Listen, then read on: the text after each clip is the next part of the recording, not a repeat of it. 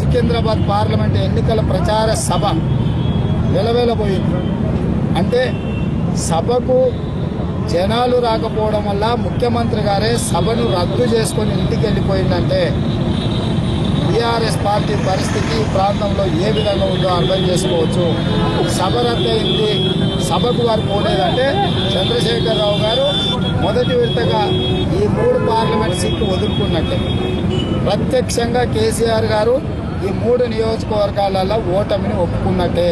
కాబట్టి ప్రజలకు మేము విజ్ఞప్తి చేస్తున్నాం, ప్రశ్నించే గొంతుకు మద్దతు ఇవ్వండి, ప్రజల పక్షాన పోరాటం చేసే వాళ్ళని కాపాడండి. మీరు ఈ 15 రోజులు ప్రతిపక్షం కోసం సమయం ఇస్తే 25 సంవత్సరాలు కాంగ్రెస్ పార్టీలో ఉండే క్రియాశీలకమైన నాయకులందరూ కూడా మీ మంచి చెడ్డల కోసం పోరాటం చేస్తాం.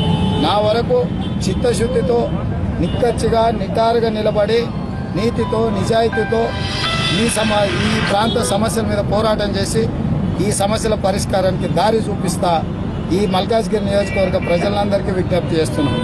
విలక్షణమైన తీర్పు ఇవ్వండి. ఇవాళ తెలంగాణ సమాజంలో కేసీఆర్కు వ్యతిరేకంగా ఒక నిశ్శబ్ద విప్లవం వీస్తున్నది. ఆ నిశ్శబ్ద విప్లవమే మొన్న జరిగిన శాసనమండలి ఎన్నికలు. తప్పకుండా అలాంటి ఫలితాలే రేపు పార్లమెంట్ ఎన్నికలలో రాబోతున్నాయి. ఖచ్చితంగా చంద్రశేఖరరావు గారు చేస్తున్న ప్రజా వ్యతిరేక విధానాలను, ప్రజాస్వామ్య స్ఫూర్తిని దెబ్బతీయడాన్ని ప్రజలు తిరస్కరిస్తారు. కాంగ్రెస్ పార్టీకి అండగా ఉంటారు. సాకు చూపించి ఎన్నికల అధికారులు తప్పించుకోవాలని చూస్తున్నారు.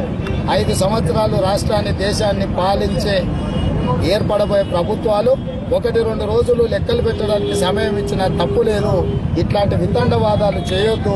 ఎన్నికల సంఘం వాళ్ళు గతంలో బ్యాలెట్ ఉన్నాడు, మొత్తం బ్యాలెట్లను ఒకటే రోజులో లెక్కలు పెట్టి చెప్పారు. వీవీప్యాట్లు కూడా పోలైన దాంట్లోనే 50% కదా. ఈ అతి తెలివితేటలు ఎందుకు ఎన్నికల నిర్వహణ అధికారులు పోషిస్తున్నారో నాకు అర్థం కాదు. ఎవరిని మెప్పించడానికి ఇలాంటి వాదనలు తీసుకొస్తున్నారో. వెనకటికి బ్యాలెట్లు ఉన్నప్పుడే 24 గంటలలో ఫలితాలు ప్రకటించేది. మరి ఈ యుగంలో వీవీప్యాట్లు సగమే అంటే ఆ రోజులు పడుతుందని ఈరోజు ఏదో పేపర్లలో వాళ్ళ అఫిడవిట్ సుప్రీంకోర్టులో వేసినట్టుంది. ఇది తప్పుడు వాదన. ఇట్లాంటి తప్పుడు వాదనతో ప్రజాస్వామ్యానికి విఘాతం కలిగే విధంగా, దెబ్బ కలిగే విధంగా అధికారులు ఇలాంటి ప్రవర్తన చేయకూడదు. ఇది అధికారుల యొక్క లేదా కొద్దిమంది వ్యక్తుల యొక్క హక్కు, ఆస్తి కాదు. ఇది ప్రజల సమస్య. ప్రజలకు ప్రజాస్వామ్యం మీద విశ్వాసం ఉండాలి, నిర్వహిస్తున్న విధానం మీద నమ్మకం ఉండాలి తప్ప ఏదో కంటి తుడుపు చర్యగా మేము ఎన్నికలు నిర్వహించినాం, అయిపోయింది, ఎవరో ఒకరు అయిండ్రు, మీ చావు మీరు చావండి అని చెప్పి ఎన్నికల అధికారులు చెప్పడం